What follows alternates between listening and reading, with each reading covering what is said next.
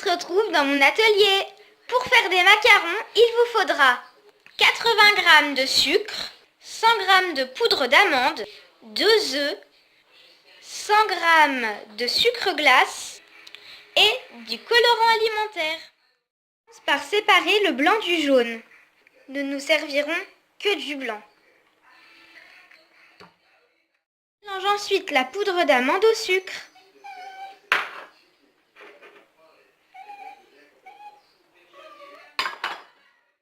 Et je monte les blancs en neige.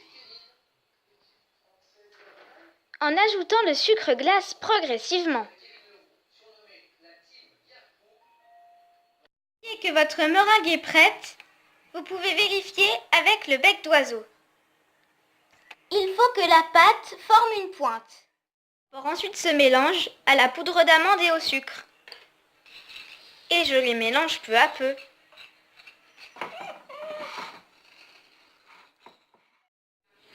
Une fois que tout est bien mélangé, pour le mélange à une poche à douille. Et si vous n'en avez pas, prenez un sachet et coupez un coin. Je préchauffe le four à 160 degrés. Je dépose ensuite des petites gouttes sur du papier cuisson. Le plateau pour qu'il soit bien lisse. Et ensuite je l'enfourne 13 minutes. Rappelle qu'au bout de 6 minutes, une petite couche autour doit se former.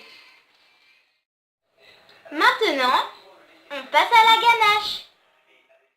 Avec du miel, de l'arôme de vanille, du chocolat blanc à pâtisserie et 150 g de crème fraîche. Je commence par faire bouillir l'eau pour mon bain-marie. Chocolat dans une casserole au-dessus de mon eau pour le bain-marie. Pendant ce temps-là, je fais chauffer à peu près 100 g de ma crème. La crème bout, j'ajoute un peu de miel et d'arôme de vanille. Puis, je mélange un peu. Je tire le chocolat et la crème du feu et je mélange les deux. Il part 1 heure au congélateur. 1 heure au congélateur, nous allons donc fouetter la pâte comme une chantilly au mixeur.